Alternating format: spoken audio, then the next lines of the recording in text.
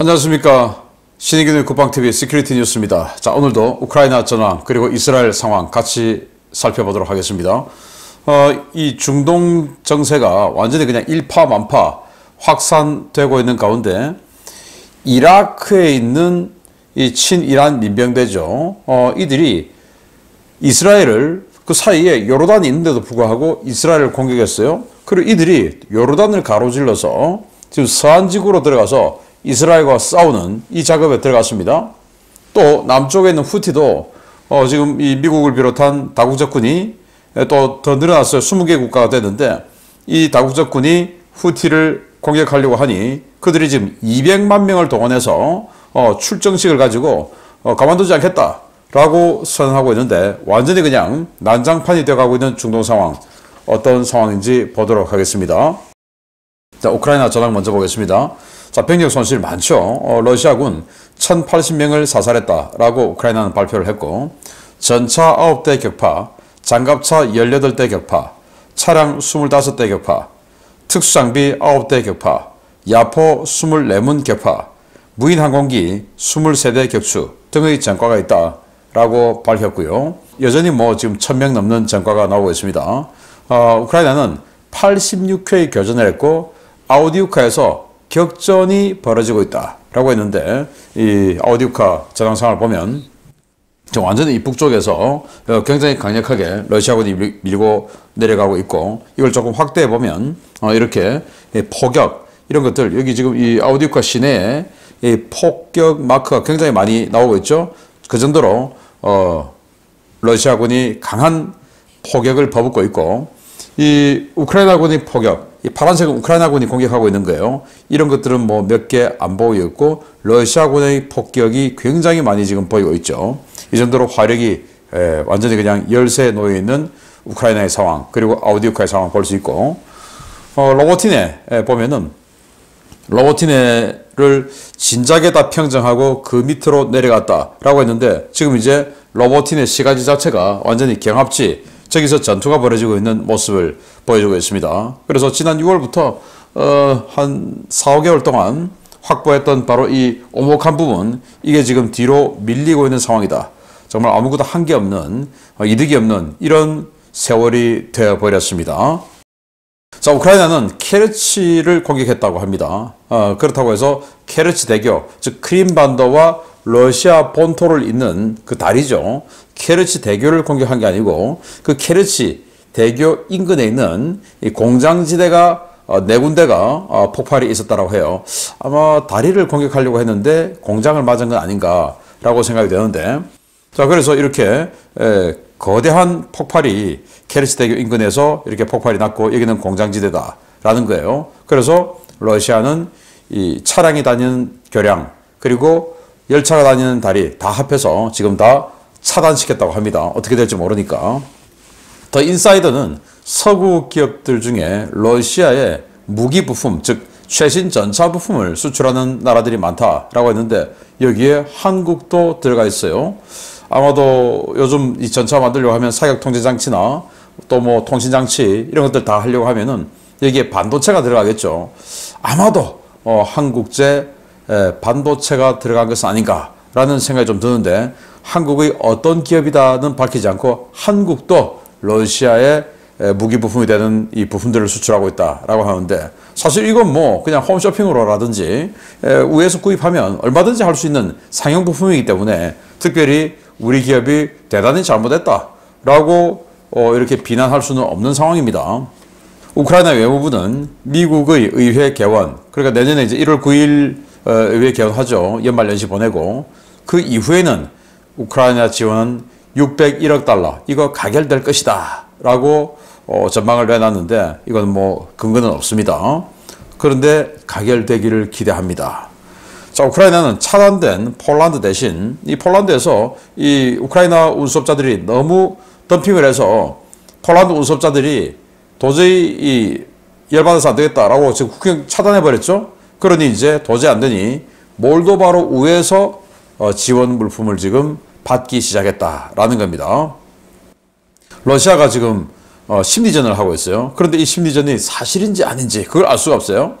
새로 임명된 국방장관, 그 국방장관의 자녀가 미국 시민권을 받고 도주할 준비를 하고 있다 라는 설을 쫙 유포를 하고 있는데, 이거 굉장히 뭔가 그럴듯해 보이기 때문에 우크라이나 국민들이 야 이거 사실이야? 진짜야?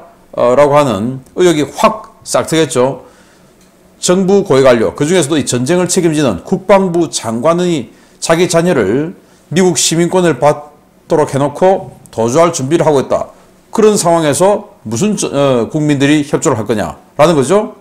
그런 상황에서 이 우크라이나 국방부 장관은 해외에 거주하고 있는 25에서 50세까지의 남성 징집을 추진한다. 이건 뭐 동원도 아니고 징집을 추진한다라는 거예요. 지금 우크라이나는 27세 이하의 남성은 징집을 안 하고 있다고 합니다. 이 국가의 미래를 위해서 이 뭐 중장년층은 다 죽어도 청년들은 남아 있어야 국가가 다시 이 미래 2세 생산도 하고 그리고 미래가 보장되는 거 아니냐 해서 27세까지는 젊은이들인데 제일 잘 싸울 나이인데 징집을 안 하고 그 이후 28세부터 50세까지 지금 징집을 하고 있다고 해요. 현재 그래요. 그래서 우크라이나군 평균 연령이 43세라고 합니다. 와, 43세 정말 끔찍하죠. 우리나라 같으면 40세 같으면 뭐 민방위도 다 제대했을 나이인데 그 나이까지 지금 전쟁에서 전투를 하고 있다라는 건데 우크라이나 군들 사진 보면 조금 사가 보이죠. 그게 그냥 건늙어서 사가 보이는 게 아니고 진짜로 나이가 들어서 그렇게 보였던 겁니다. 정말 기가 막힌 상황이 되었습니다.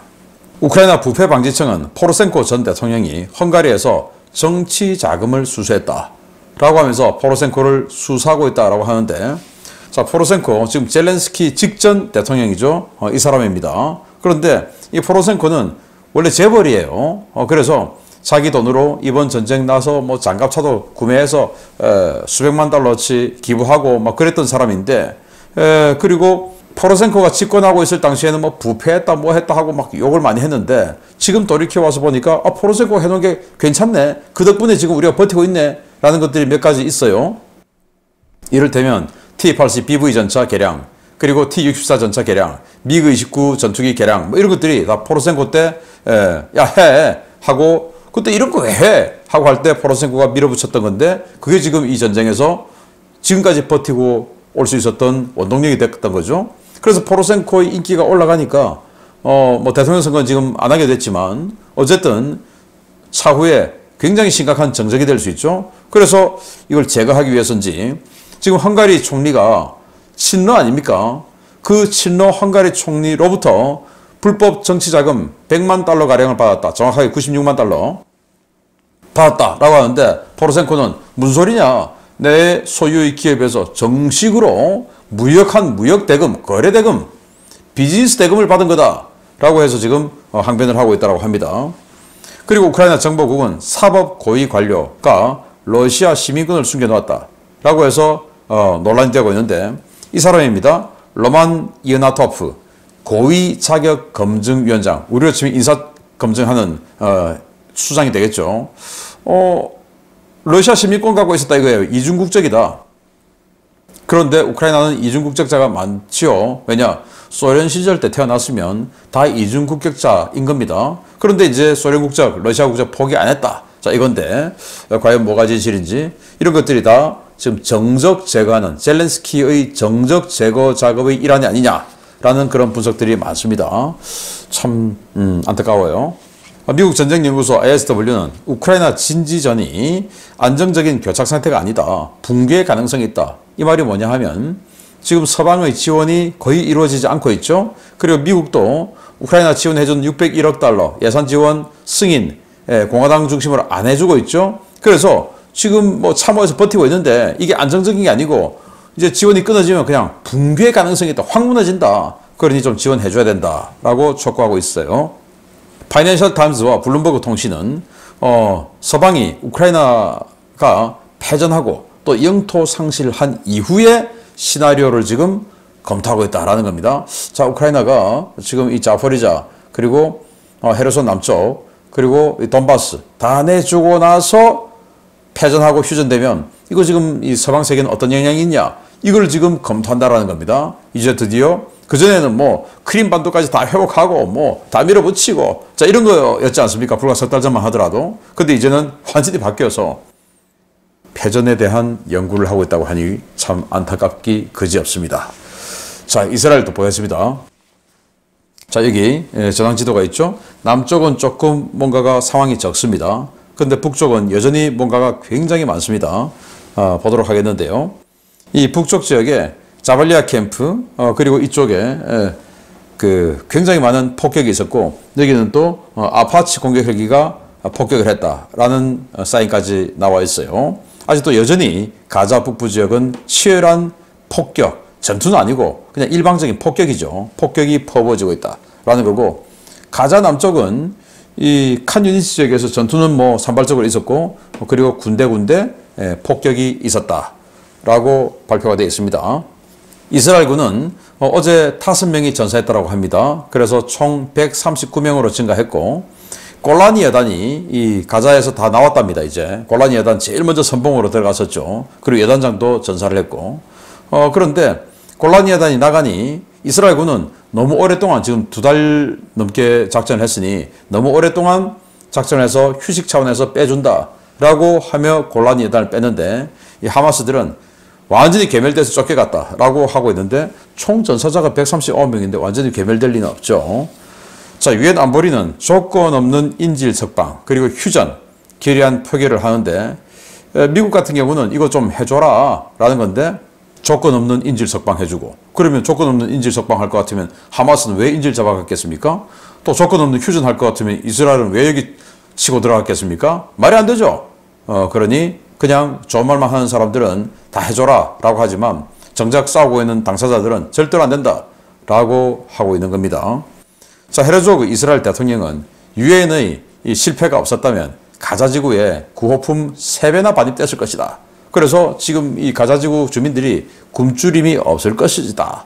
이렇게 이야기하는데 유엔이 구호품을 전달하면서 그냥 이 입구에서 그냥 줬다는 거예요. 자기네들이 직접 들어가서 직접 나눠줬으면 가자지구 주민들에게 직접 호주머니로 들어가서 그들이 물과 식량을 먹을 수 있을 텐데 그냥 하마스에게 넘겨줬고 하마스는 다 떼먹었다 이겁니다. 그래서 굶주리고 있는 것이다. 유엔 잘못했다. 이 말을 하는 것이고 이스라엘은 현재까지 가자에서 민간인 그리고 하마스 합해서 2만여 명이 사망했다라고 하는데 그 하마스들이 이렇게 많이 2만 명이나 죽었지는 않겠죠. 이 중에 상당수가 실제 민간인 아니겠습니까? 이 부분에 대해서는 이스라엘도 좀 할 말이 없을 것 같습니다. 하마스는 이스라엘군이 공격을 멈추지 않으면 그 어떤 협상도 없을 것이다 라고 했고 지금 이스라엘 공격이 대단히 아픈 것이죠. 그러면서 최근에 폴란드에서 또 이집트에서 튀르키예에서 휴전 협상이 전방위적으로 진행되고 있었는데 그거 다 깨졌지 않습니까? 그러면서 이제 이 하마스는 21일 피랍자 3명 처형 영상을 공개하면서 처형을 했어요. 그 영상을 공개하면서 이거 네타냐후 때문이다. 네타냐후가 휴전 안 해주니 우리는 이렇게 죽였는데 이 사람들이 죽는 것은 네타냐후의 책임이다 라고 했는데 이스라엘인들은 그걸 보고 완전히 분노로 뒤집어지고 있다는 겁니다. 그래서 하마스에게는 오히려 역효과가 나오지 않을까라고 생각을 해요. 이집트는 하마스가 이스라엘이 제안한 7일간의 휴전, 그 휴전 대가로 40명의 인질을 석방하는 이 조건을 거부했다. 한이에 전 정치국 하마스 정치국 의장이 전용기 편으로 카이로에 갔죠. 그래서 이집트와 협의를 하고 그 한이에가 협의한 것을 한이에는 하마스에 돌아가서 전달했는데 하마스들이 한이에가 가지고 온 이 협상안을 거부했다 이거예요. 아니 뭐 휴전하려면 영구 휴전이지 무슨 7일 휴전이냐 안 된다 라고 거부를 했다라는 건데 아마도 이 40명의 인질을 석방할 능력이 없는 거 아닌가. 지금 인질 어디 있는지 또 살아있는지 죽었는지 그것조차도 알 수 없는 또 인질 데리고 와 라고 하는 통제력도 상실한 이런 상황이 아닌가라고 보는 것이죠. 백악관은 홍해 해상의 안보 위한 연합체에 20개국이 합류했다. 어제는 19개국이라고 말씀드렸었죠. 여기에 20개국이 합류했다라고 하는데 이 지역에 그리스, 군함이 또 들어왔어요. 아마 한 개 추가된 나라가 그리스는 아닌가라는 생각이 듭니다. 이스라엘군은 가자 지구 내 하마스 지휘관 4명을 추가로 제거했고 이제 지휘관은 3명만 남았다. 이 알까삼 여단에 24개 대대가 있다는 거 아니겠습니까? 그 24개 대대의 대대장 다 죽이고 이제 4명 또 추가 제거해서 이제 3명만 남았다. 그래서 24개 대대 중에 3개 대대만 대대장이 남았고 나머지는 그냥 뭐 지휘부 다 제거됐다. 이렇게 말했는데 정말 지리멸렬의 코앞에 들어가 있습니다. 자, 이스라엘군은 슈자이아 주변부 장악을 시작했고 소탕지를 확대하고 있다 라고 하는데 슈자이아는 아까 보여드렸던 아파치 공격 헬기 있는 바로 그쪽이 슈자이아죠. 헤즈볼라는 레바논 남부 지역에 있죠.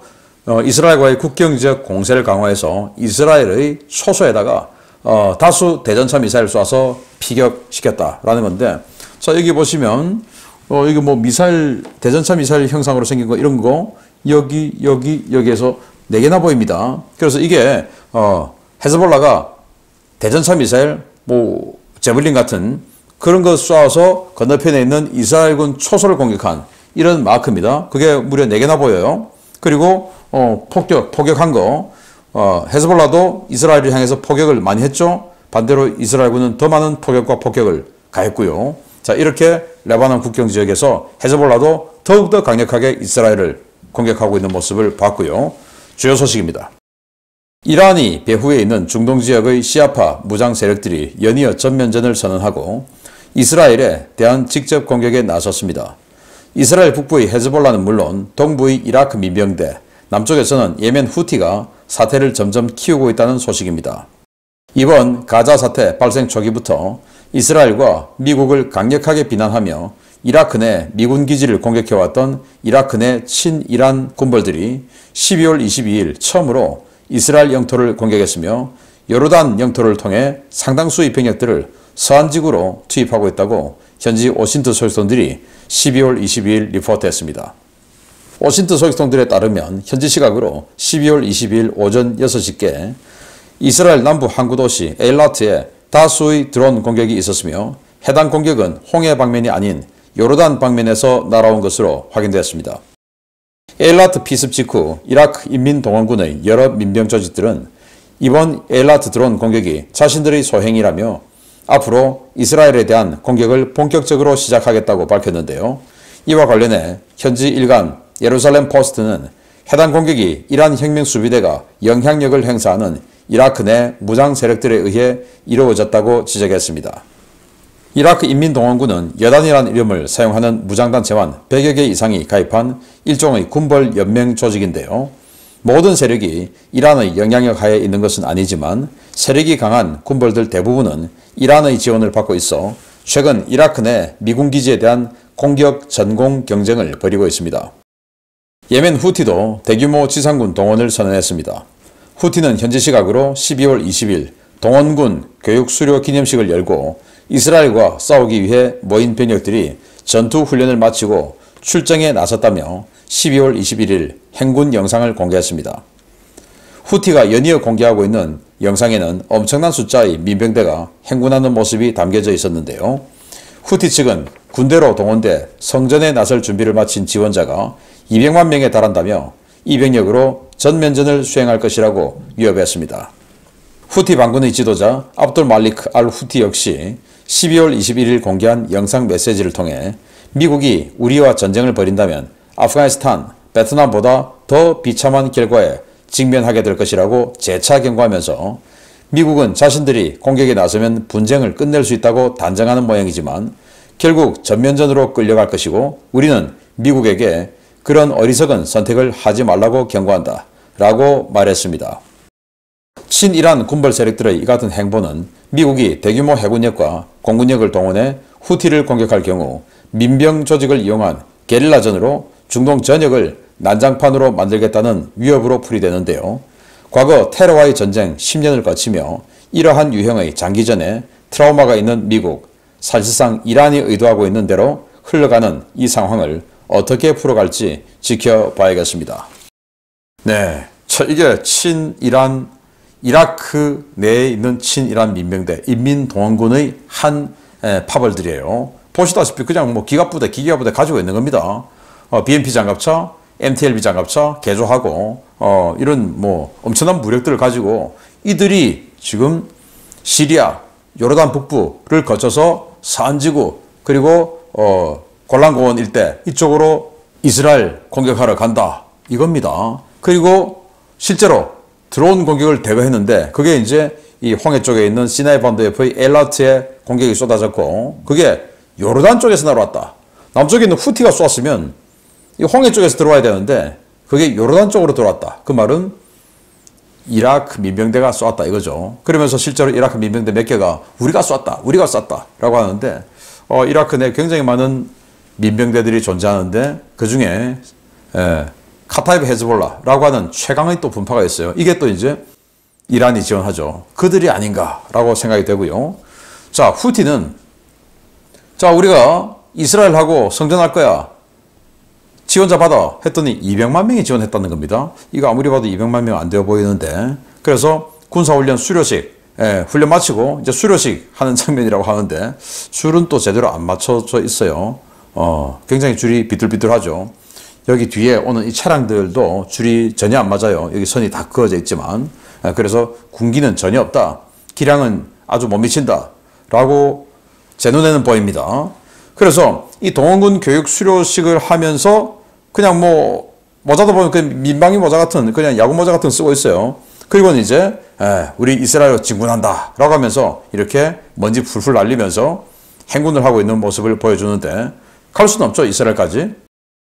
왜냐? 중간에 사우디아라비아 2000km가 있으니까 못 가는데 뭐 그래도 이런 퍼포먼스를 벌여준다라는 거예요. 동영상 좀 보시면서 계속 말 이어가겠습니다. 자, 그래서 이런 이 중동 상황이 후티, 이라크 여기가 끝이냐? 아니죠. 그러면서 완전히 지금 실제로 이스라엘 쪽으로 병력들을 후티는 좀 어렵다 하더라도 이 이라크, 시리아 이 지역에서는 병력을 밀어넣고 있다라는 겁니다. 보시게 되면 이스라엘이 여기 있습니다. 이스라엘 오른쪽에 요르단이 있습니다. 그 요르단 오른쪽에 이라크가 있어요. 그 이라크는 요르단과 시리아를 국경하고 있죠. 그래서 요르단을 건너 바로 산으로 가든지 아니면 시리아를 거쳐서 여기가 좀 안전하겠죠. 지나니까 이쪽으로 해서 산으로 가든지 해서 또 골란공원으로 가든지 해서 이스라엘 공격하고 또 바로 이스라엘 북쪽 국경하고 있는 헤즈볼라, 레바논의 헤즈볼라는 바로 남하에서 때리고 그리고 여기 입구에서는 이 후티가 이렇게 흔들어주면서 미군을 비롯한 서방 전력들이 이 지역으로 집중하지 못하도록 성동격서해주고 이런 연합작전을 하고 그 뒤에는 이란이 배후에서 지시와 지원을 해주는 이런 상황이다. 이 이란 뒤에는 러시아가 있고 그 뒤에는 최종 보스로 중국이 있다. 자, 이거 아니겠습니까? 빨리 중동 정세가 마무리되기를 기대하고 자유민주주의 승리로 빨리 끝나기를 기대합니다. 계속 알려드리겠습니다. 마치겠습니다. 감사합니다.